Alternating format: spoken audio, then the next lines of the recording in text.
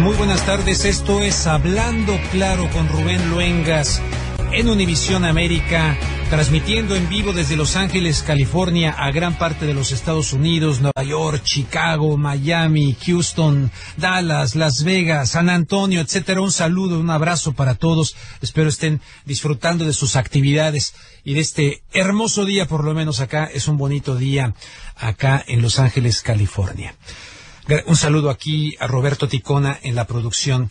Bueno, hace unas semanas en este espacio, la doctora Leticia Quirós, justamente criminóloga, abogada, nos reveló, nos dio a conocer la existencia de un nuevo cártel en Michoacán.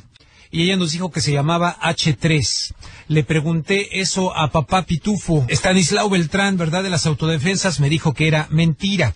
Bueno, recientemente salió en el periódico Financiero, fue donde yo lo leí, que el párroco de Apatzingán denuncia el surgimiento de un nuevo cártel que se llama precisamente H3, justo como lo dijo la doctora abogada criminóloga Leticia Quirós. Tengo precisamente al padre Salvador M. González de Apatzingán, párroco en Apatzingán, quien de acuerdo con la nota de El Financiero, ciertamente denuncia la existencia de un cártel, H3, en Michoacán. Uno se pregunta, ¿ante qué carambas estamos? Se supone que se está combatiendo con éxito a los caballeros templarios y por otro lado surge este nuevo cártel. Padre, me da mucho gusto que haya aceptado usted esta llamada telefónica, se lo aprecio muchísimo. ¿Y cómo está, primero que nada, padre Salvador González? Pues muy bien, señor Luengas, un saludo a todo su auditorio.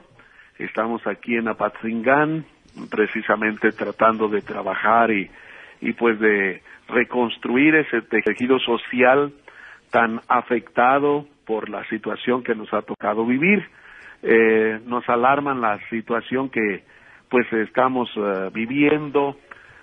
Había mucha esperanza, mucha ilusión en ese marchar de las autodefensas, sí, pero pienso que las autodefensas cometieron un error, y fue el error de admitir en sus filas a gente que antes había estado con los templarios, y pues eso provocó, y pienso que es lo que ha dado pie a la situación que se está viviendo, que pues ahora pareciera que los que tomaron ya el verdadero poder pues son las mismas personas que antes estuvieron extorsionando y que antes estuvieron levantando personas por la situación que vivimos, y pues ahora estamos un poco desconcertados. La gente tenía mucha esperanza, mucha ilusión de que cambiara la situación, pero ahorita nos encontramos ante esa incertidumbre. Padre, por lo que usted nos está comentando, cosa que aprecio mucho, ¿quiere decir que las autodefensas fueron infiltradas? ¿O cómo está el tema? Al haber aceptado estos, que eran que los llamados arrepentidos, ¿no? Bien. Incluso hay autodefensas que se conservan firmes en sus ideales, sobre todo esas autodefensas que iniciaron. El problema fue que comenzaron a avanzar, y en ese avanzar crearon alianzas, y entonces fueron infiltradas, y al ser infiltradas, aquí se está moviendo pues mucho dinero y muchos intereses. Entonces la gente que se mueve en ese ambiente pues busca acomodarse a la nueva realidad, y creo que es lo que ha pasado. Bien, oiga, padre, ha surgido un nuevo cártel. Yo puse por ahí en mi página de Facebook, ¿hay un nuevo cártel en Michoacán o es la misma gata pero revolcada? ¿Ante qué estamos? La doctora Quirós recientemente nos dijo que sí. Decía la doctora Ishel Belt, que es su seudónimo, sí, de esta doctora Quirós. Sí.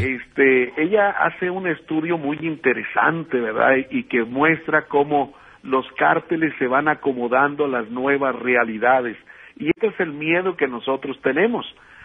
Tenemos miedo de que ahora se esté reacomodando la situación y volvamos a seguir en el mismo problema que teníamos antes. Bueno, pero entonces sí existe este nuevo cártel H3 ya verificable, porque yo le pregunté a este... Yo creo que no podemos decir así con certeza, ya está, pero tenemos indicios de gente que antes estuvo en los templarios, ahora están con los H3, gente que eran de la familia, ahora están con los H3. Gente que antes era narcotraficante, ahora están con el H3. Entonces, pues, ¿qué te muestra eso? Pues sí. Pues hoy es la nueva realidad que estamos viviendo. Ya ahorita, por ejemplo, la gente que en un principio apoyaban pues sin pensarlo a los autodefensas, pues ahora ya no. Y ahora la gente pues ya dice, no, pues no podemos apoyar a estos porque son los mismos que antes nos estaban oprimiendo. Qué tremendo. Esto de H3 tengo entendido que significa algo así como Hermandad 3, ¿no? Creo que primero fue la familia, luego Caballeros Templarios y luego estos nuevos. ¿Perdón? Primero la familia, luego los templarios y pues ahora la nueva hermandad. La nueva hermandad, qué paradójica, ¿no? La palabra.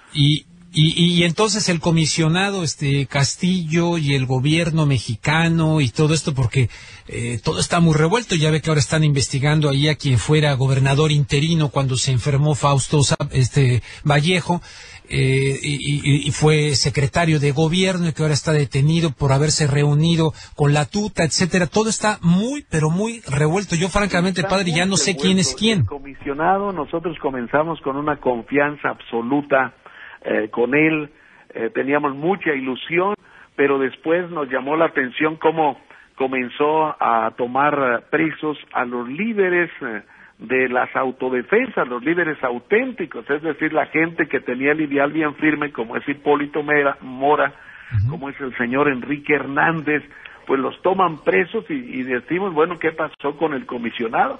Y en un principio, pues el comisionado andaba, o al menos la Policía Federal, muy de cerca con este grupo del H3 y entonces pues eso nos desconcertó. Por otro lado, pues ahora, después de que surgió el H3 el 13 de marzo, pues ya se da el asesinato de este señor Quique Plancarte y toman preso a este señor Reina. Entonces, pues otra vez como que pareciera que el comisionado vuelve a la línea que se traía.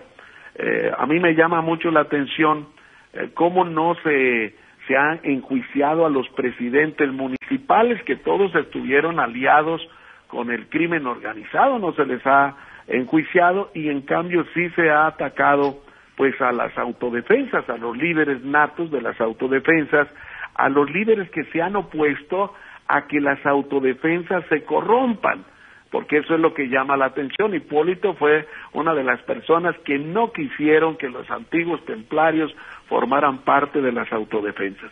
Y pues ahora está en la cárcel, entonces como que eso te manda un signo, un mensaje negativo a la sociedad, porque la sociedad estamos observando la realidad que estamos viviendo.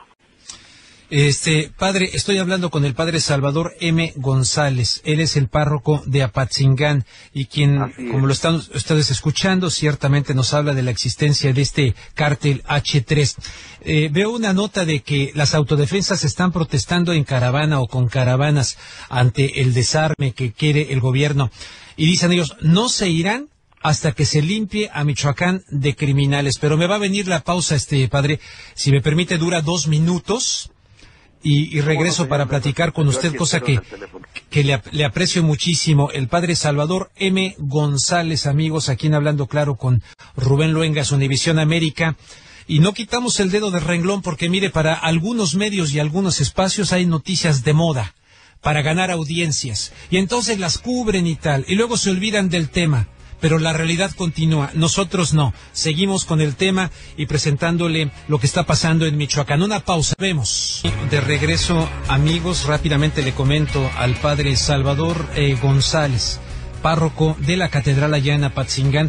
Le comento que en mi página de Facebook, Freddy TRS nos dice: la información que ya habían dado aquí en tu programa con la abogada Leticia salieron ciertas, sin lugar a duda, y toda la información de las páginas comunitarias que por último lo empezó a publicar también Valor por Michoacán, tal vez por ser más reservada quizá.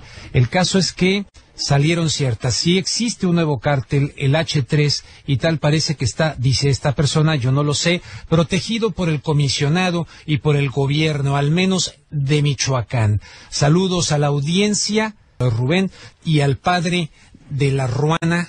Ese es otro padre. Estoy hablando con el de Apatzingán. Sí, el padre José Luis es el que está allí en la Ruana y es el que le tocó ver el surgimiento de ese nuevo grupo. Sí, he hablado yo con él, nomás que también yo entiendo que su entorno es difícil como también el suyo, ¿no? Es evidente que cuando ustedes hablan de esta manera se colocan en peligro, padre, usted lo sabe. Sí, así es, estamos en peligro, pero si nosotros no alzamos la voz, pues entonces no se va a solucionar el problema. Pienso que un sacerdote, nuestra vocación es ser voz de los que no tienen voz, y tenemos que buscar la manera de que esta realidad cambie. Ya nuestra sociedad no tolera más injusticias, más levantones, más extorsiones, no se puede vivir así. Pues tiene usted razón, ojalá todos los sacerdotes pensaran como usted. Le hablaba yo de estas autodefensas, ya me dice que ya no sabemos muy bien quién, unas ya están infiltradas. La del doctor Mireles, ¿cuál es su opinión? Y no lo quiero comprometer, pero... Mireles, incluso yo he estado platicando en pláticas con él. Él trata de conservar el ideal. Creo que el ideal es muy bonito, muy hermoso, que volvamos a tener ese Estado de Derecho que todos los michoacanos deseamos, donde podamos vivir en paz, donde nuestras familias puedan salir a la calle, divertirse como se hacía antaño, que ahorita tenemos un clima más o menos de una tensa paz, le podría llamar yo. Hay movimiento, ya se quitaron las extorsiones, sin embargo no hemos consolidado esa paz. Y eso es lo preocupante. Ahorita es cuando debemos actuar para evitar que ese nuevo cártel se consolide. No tenemos que permitir la consolidación de ese nuevo cártel, y es precisamente la sociedad civil que estamos organizándonos precisamente para pedirle al gobierno pues que cumpla su papel de establecer ese Estado de Derecho que pues él nos prometió. Padre, ¿usted cuánto tiempo lleva? ¿Usted es originario de Apatzingán? Yo soy de aquí, de la región, soy de un pueblo cercano aquí a Apatzingán. Tengo aquí en la ciudad de Apatzingán desde 1988. Antes estuve 2 años en el seminario de Zamora y anteriormente había estado preparándome en Roma, y cuando regresé, pues desde entonces estoy aquí en Apatzingán. Bien, mi pregunta iba un poco, o sea, obviamente usted conoce lo que ha pasado ahí. Mi pregunta es, ¿Cómo se pudre, si me permite usted la palabra, o se descompone, se deteriora, se corroe un tejido social integrado por individuos, por personas, al grado de llegar a ser lo que se hace ahí en Michoacán? El cortar cabezas, asesinar, secuestrar, o sea, ¿cómo el ser humano puede llegar a una condición tal donde parece ya no existir ningún tipo de conciencia mínima? ¿Cómo cambió? Usted me describe un Michoacán que yo lo viví, yo recorrí por todos lados Michoacán, de Aventón, La Zararacua, la Rodilla del Diablo, el Parque Nacional, Uruapan, por aquí, por allá, la gelatina con rompope, en fin, un profundo amor a Michoacán, la gente buena de Michoacán. Y de repente tenemos esto. ¿Cómo, en su opinión, qué pasó? Para mí el problema viene cuando el hombre se deja dominar por la ambición y la avaricia. Cuando nosotros nos dejamos dominar por la ambición, hacemos el Dios dinero, entonces nos olvidamos del hombre. Y eso fue lo que sucedió. Nos dejamos dominar por la ambición, y la ambición te llevó a olvidarte de los seres humanos y ver al hombre como una mercancía, ya no como una persona que es. Entonces, por ahí comenzó todo el problema. Tenemos toda una historia de narcotráfico, y pues todo eso se fue degenerando. La maldad es una espiral que siempre va ascendiendo, y si nosotros no cortamos la maldad, pues esta no deja de crecer. Oiga, ¿y qué papel juega en esta maldad y en todo lo que usted describe tanto el gobierno estatal con sus diferentes gobernantes, priistas y perredistas, porque hemos tenido ahí hasta al nieto de don Lázaro Cárdenas, es el que expropió el petróleo? Pues hemos tenido a Lázaro Cárdenas, que es Batel, ¿no?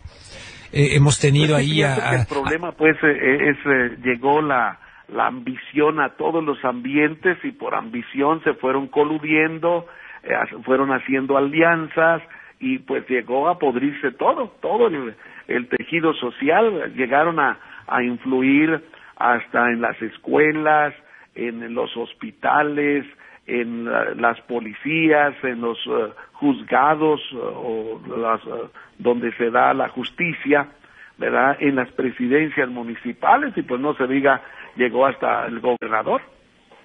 Fíjese, padre, que la situación de Michoacán y de hecho del mundo me recuerda al poeta alemán Schiller, cuyo texto es el que se pone para el canto del cuarto movimiento de la novena sinfonía, la coral, todo aquello, ¿verdad? Él decía, Schiller, el hombre inteligente saca bien del bien, el genio saca bien del mal. Me da la impresión que ahí en Michoacán se necesitan pues como que genios, no inteligentes que saquen bien del bien, sino sacar bien del mal. ¿Cómo sacar bien del mal? ¿Cómo cambiar, cómo el metanoia cristiano, cómo el cambia tu vida, el conviértete, el camina hacia otra dirección? ¿Cómo en esos espacios tan tremendos donde hay tanta falta? Me llegó la pausa, ¿verdad? Me está llegando la pausa, estoy hablando aquí con el padre Salvador González. Le dejo la pregunta.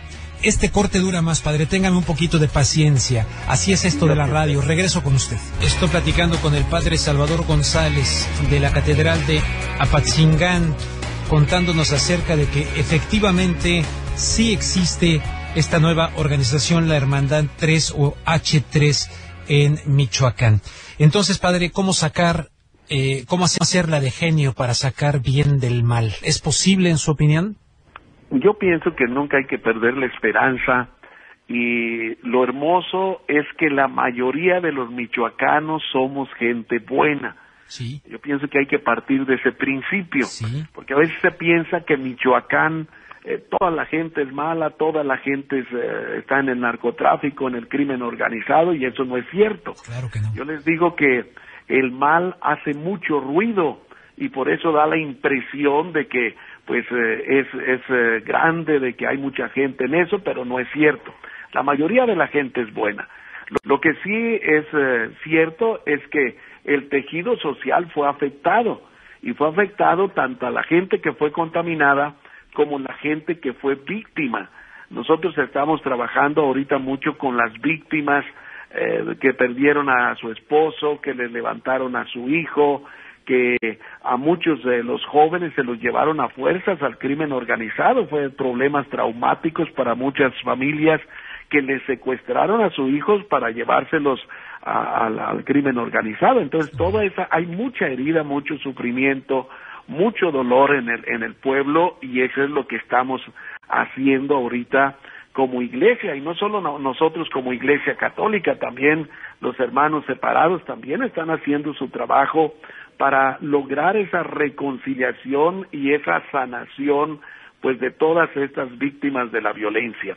Pero el trabajo de la reconstrucción del tejido social, pienso que es trabajo de toda la sociedad. Se tiene que trabajar en las escuelas, a través de las oficinas de gobierno, en la iglesia, en los grupos sociales.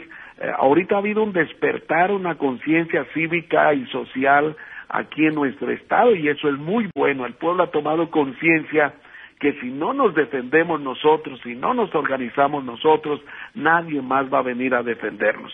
Entonces, eso es muy bueno, y yo pienso que es ahí donde está surgiendo la solución al problema de Michoacán.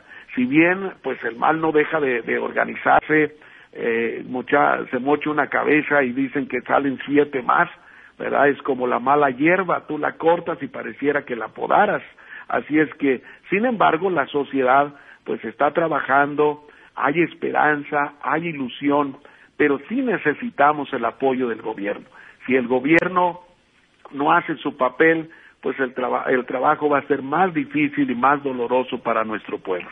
¿Qué sería lo esencial que usted le pediría en este caso? Pues ahora sí que al gobierno de Peña Nieto, porque pues a fin de cuentas ahí está un comisionado, el mismo gobernador. Exactamente. Pues nosotros le pediríamos lo que le hemos dicho una y otra vez, pues el restablecimiento del Estado de Derecho, y que ellos mismos respeten el derecho, respeten la ley. Ahorita es muy triste, por ejemplo, que a este señor Enrique Hernández de Yurécuaro lo hayan torturado. Ya salió en el noticiero de Ciro Gómez Leiva, que es uno de los periodistas pues de valor aquí en En nuestro país salió precisamente esa denuncia a la esposa de este señor Hernández, que señalando que fue torturado, le rompieron los testículos, le pusieron una bolsa en la cabeza, de tal manera que tiene lagunas mentales. Entonces, si el gobierno no respeta los derechos humanos, ni respeta el Estado de Derecho, pues entonces, ¿quién lo va a respetar?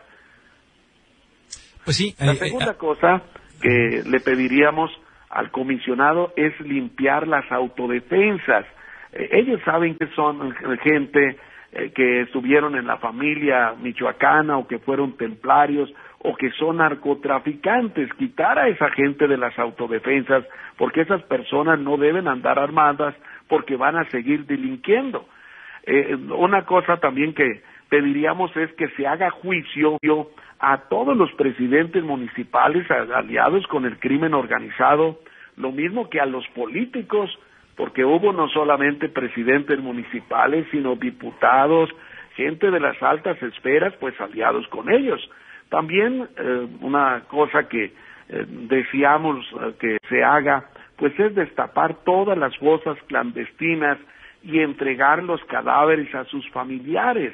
Ahorita tenemos el caso de una familia de limoneros, les mataron a 13 miembros de su familia, niños de 4 meses, un niño de 6 años, otro de 11 años, y un matrimonio joven de 18 años. Así es que 13 miembros de una familia fueron asesinados, ya los sacaron de las fosas clandestinas y no se los han querido dar a sus familiares. Entonces, pues, ¿qué está pasando? La familia necesita esa paz. Aquellos que perdieron un ser querido, pues necesitan 3 cosas. Primera cosa, conocer la verdad. Segunda, que se haga justicia. Y tercero, la reparación del daño. Eso es lo que estamos trabajando aquí con las víctimas de la violencia. Entonces, pues sí necesitamos que el gobierno coopere en eso. La gente está angustiada por no saber dónde quedaron sus hermanos, sus padres, sus hijos, pues que los desaparecieron. Otra cosa que pediríamos también, pues apoyar a las viudas para sacar adelante a sus hijos. Aquí tenemos alrededor de 1,000 viudas que perdieron a su esposo y que tienen sus hijos. Estamos calculando nosotros a alrededor de 3,000 niños huérfanos. Entonces, esas familias necesitan apoyo para salir adelante, no tanto económico, sino fuentes de trabajo. A mí me decía una de las viudas: padre, yo no me pido que me den, sino que me pongan un trabajo donde yo pueda sacar adelante a mis hijos. Y Padre, me va a llegar la otra pausa. Dura muy poco. Dura 2 minutos nada más. Y regreso para que tengamos su conclusión, porque usted está tocando el punto central, por favor. Me encanta escucharle, porque evidentemente puedo notar que es un padre de mucha conciencia social, porque hay algunos así medios trasnochados que ni siquiera son capaces de vincular el evangelio a la realidad cotidiana.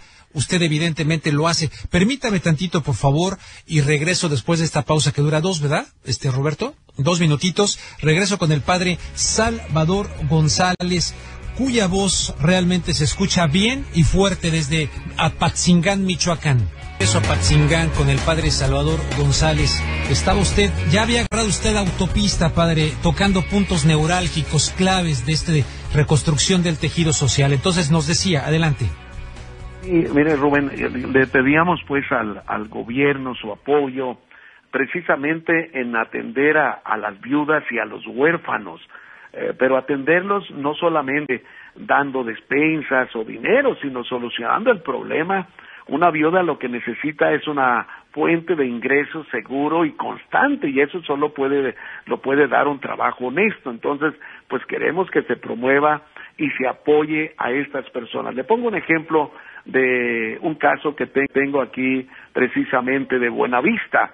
Un grupo de mujeres que trabajan en el pequeño comercio, que tienen a sus hijos, a su familia, son mujeres solas y que tienen que sacar una familia adelante.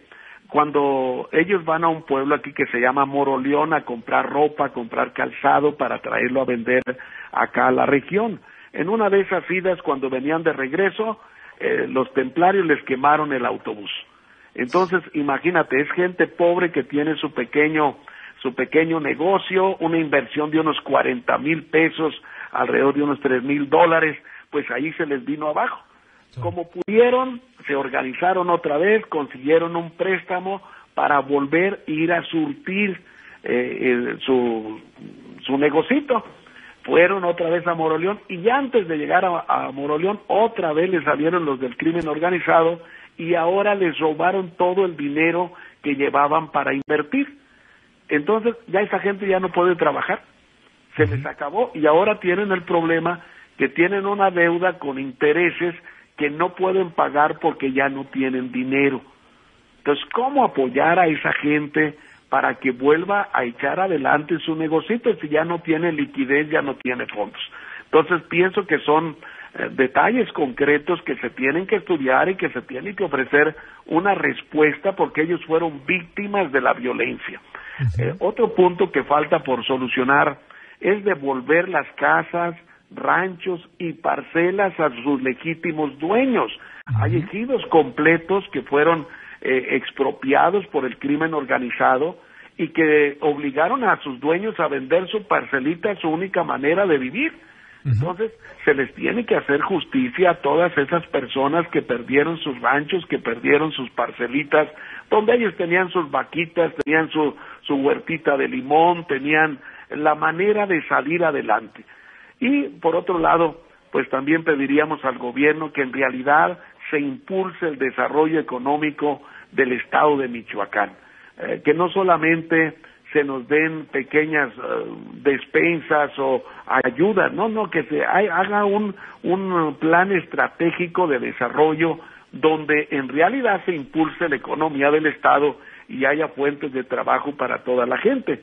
Si sucede esto, pues entonces todos esos jóvenes que antes se sentían llamados a irse con el crimen organizado porque no tenían dónde trabajar o que ahora se sienten llamados a estar con los autodefensas, pues encontrarán un trabajo y ya no habrá necesidad de irse a poner en riesgo su familia y su propia vida de cada uno de ellos. Caramba, pues si un día usted se decide a quebrantar el derecho canónico y meterse a la política y se lanza de candidato, ya tiene un voto. Le doy mi voto. No, pues es que nosotros hacemos más bien desde acá, porque nuestro papel es ese, acompañar al pueblo, iluminarlo, para que el pueblo conozca sus valores y conozca su papel como ciudadano y que todos luchemos por construir un mundo mejor. Eso es lo que deseamos y anhelamos.